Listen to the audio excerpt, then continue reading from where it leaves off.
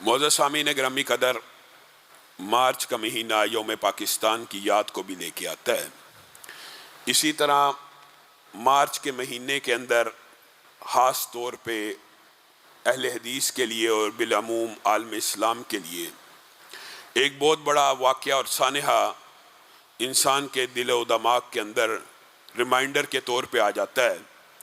وہ سانحہ 23 مارچ کو قلعہ لچھمن سنگھ کے اندر مینار پاکستان کے قریب علماء اہل حدیث کی شہادت کا اندوہناک سانحہ ہے، جب نفرت اور تشدد کے سوداگروں نے عالم اسلام کی قیمتی متاع کو ہم سے چھین لیا۔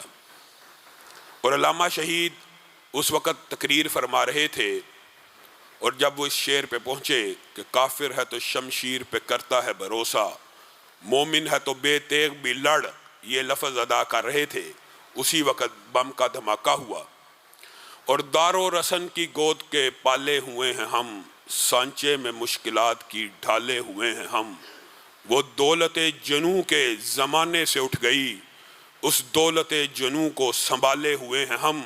اس قافلے کے وہ خود ہی ہاں تھے، اس قافلے کے وہ سالار تھے، اور انہوں نے اپنی زندگی دفاع صحابہ میں اس طرح گزاری کہ آپ کے سامنے آج بھی عالم اسلام میں ان کی دفاع صحابہ پہ لکھی گئی جو کتب ہیں، الشیعہ والسنہ ہو، الشیعہ والقرآن ہو، الشیعہ واہل بیت ہو، الشیعہ والتشیع ہو، عالم عرب کی یونیورسٹیز کے اندر پڑھائی جاتی ہیں، اور ان کی ذات کے اوپر اس حوالے سے باقاعدہ طور کے اوپر تھیسز اور پی ایچ ڈی تک کے مقالے لکھے جاتے ہیں۔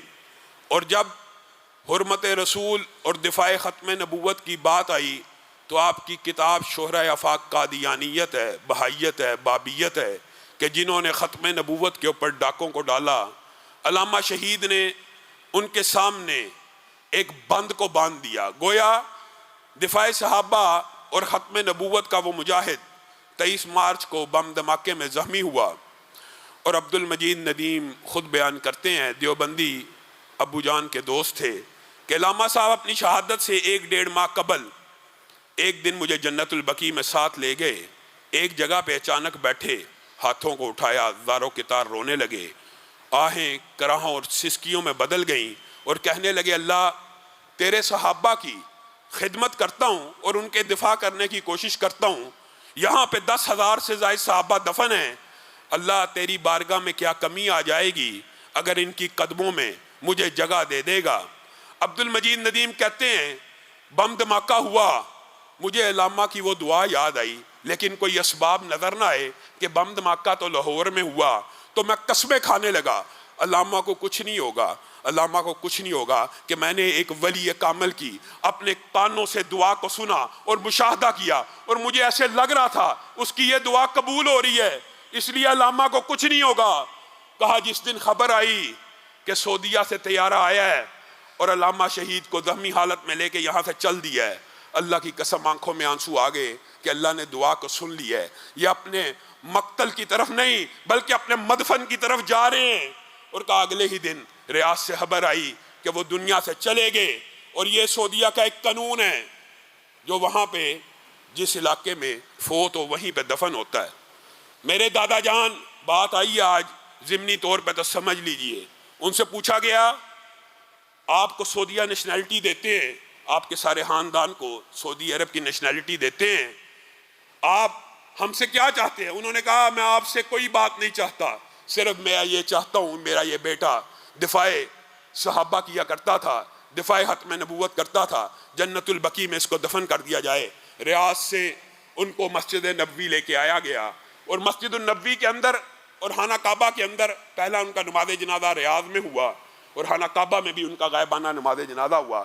اور مسجد النبوی میں آپ کو پتہ ہے عربوں کا ایک معمول ہے کہ جب بھی جنازہ آتا ہے وہ صرف اعلان کرتے ہیں کہ جنازہ میت کے اوپر، لیکن علامہ شہید کو یہ اعزاز ہے کہ ان کے جنازے سے قبل ان کا تعارف کروایا گیا اور ان کا وہاں پہ جنازہ ہوا۔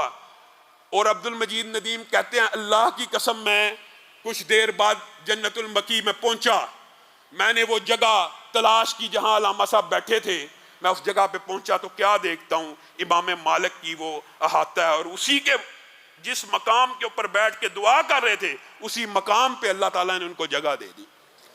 اور میرے بھائیوں یہ تحدیث نعمت ہے. اور حاجی ظہور الہی جو میرے دادا تھے، آج یہ بات بھی میں کرنا چاہتا ہوں، ہم کئی مرتبہ دین کو بڑا لائٹ اور دین کے کاموں کو بڑا معمولی سمجھتے ہیں. میرے دادا کوئی عالم دین نہیں تھے، ایک تاجر تھے. ہاں، سیالکوٹ کی سب سے امیر اس وقت کا جو گھرانہ تھا احمد صاحب کے بیٹے تھے، اور ملا احمد پورا آج بھی سیالکوٹ میں موجود ہے میرے پردادا کے نام کے اوپر جو انہوں نے آباد کیا.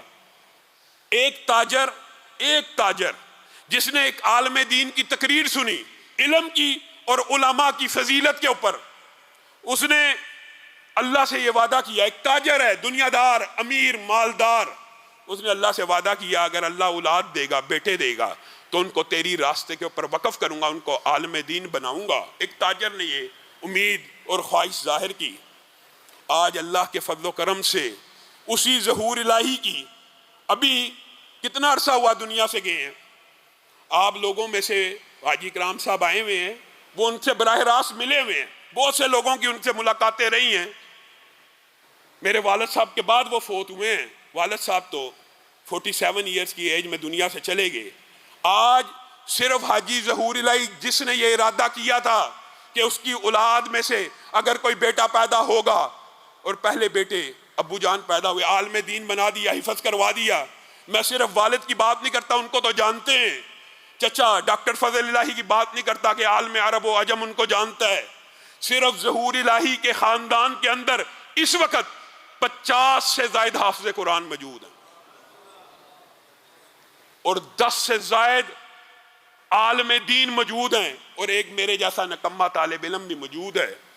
ایک تاجر نے اللہ سے وعدہ کیا، دنیا سے چلا گیا ہے، 50 حافظ قرآن اس کی فیملی، اس کی اولاد میں سے موجود ہیں. کیا اس کو نیکیاں نہیں پہنچ رہی؟ آپ اور میں نے نیکیوں کے کون سے منصوبے بنائے ہیں؟ میں اور آپ کہاں پہ ہیں؟ 100 سال زمین کے اوپر نہیں گزرتے جب انسان سارے کے سارے زمین کے نیچے چلے جاتے ہیں. اور ہم نے اور آپ نے کیا منصوبے بنائے ہیں اپنے لیے صدقہ جاریہ کے؟ وہ عقل مند تھے، اللہ کی قسم عقل مند تھے، جو اپنے پورے کے پورے خاندان کو اس کام پہ لگا گئے. نیت نیک تھی، اللہ تعالیٰ نے نیکیوں کو دکھا دیا، اپنی آنکھوں سے دکھا دیا. اور پھر ایک عجیب بات ہے، بعض لوگوں کو اس بات کا پتہ نہیں ہے، میرے دادا بھی ریاض ہی میں فوت ہوئے تھے.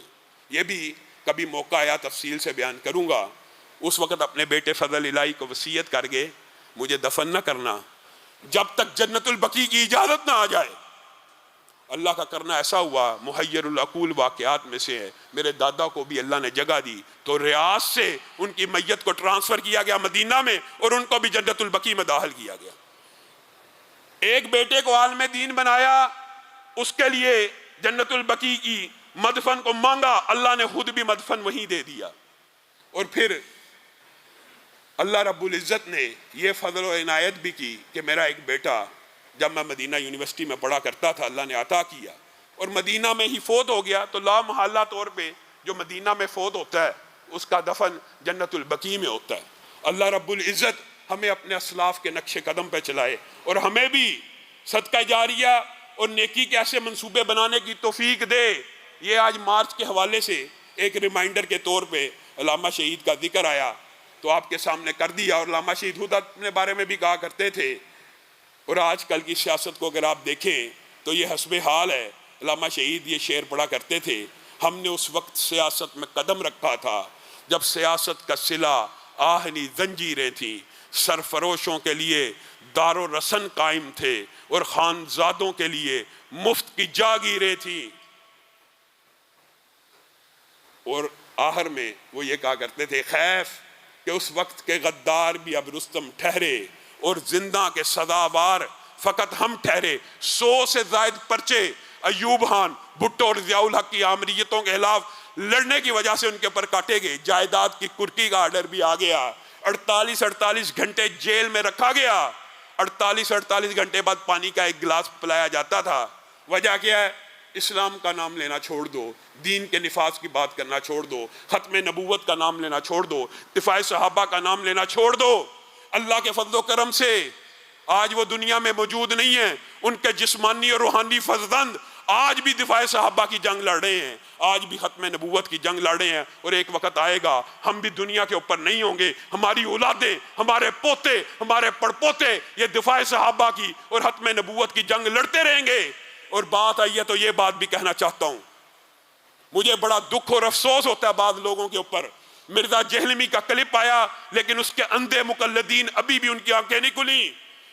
اگر کوئی اور دنیا کا بندہ یہ بات کہتا، اللہ کی قسم اس کے خلاف توہین کا مقدمہ ہوتا، اس کو جوتے مارے جاتے، چوکو چراہوں کے اوپر اس کے خلاف احتجاج ہوتا۔ سریعام پہلے دھمکیاں لگاتا ہے اداروں کی، ایجنسیوں کی، کسی نے نوٹس نہیں لیا، یہاں تک اتر آیا ہے، ابھی اس کا کلپ آیا ہے۔ اس نے کہا ہے کہ میرے اور میرے ساتھیوں کے اوپر جو مشکلات ہیں، معاذ اللہ معاذ اللہ، وہ نبی اور ان کے صحابہ پہ بھی نہیں آئی۔ بتائیے۔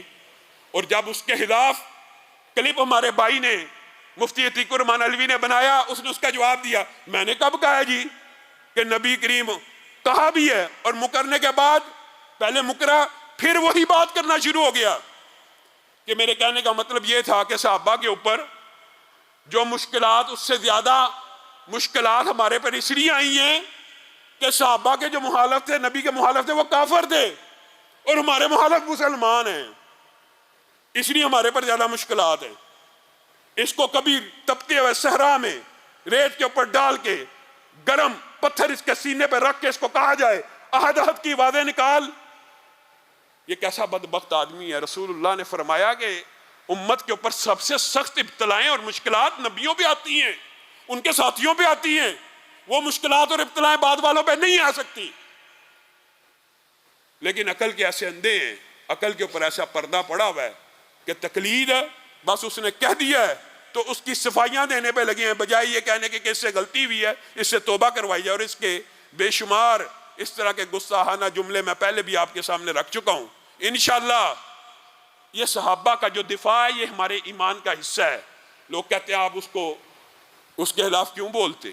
جب کوئی صحابی کے خلاف بکواس کرے گا تو ہمارا بولنا ہم پہ فرض ہے، یہ دفاع کرنا آپ کے اوپر اور میرے اوپر، سب کے اوپر فرض ہے۔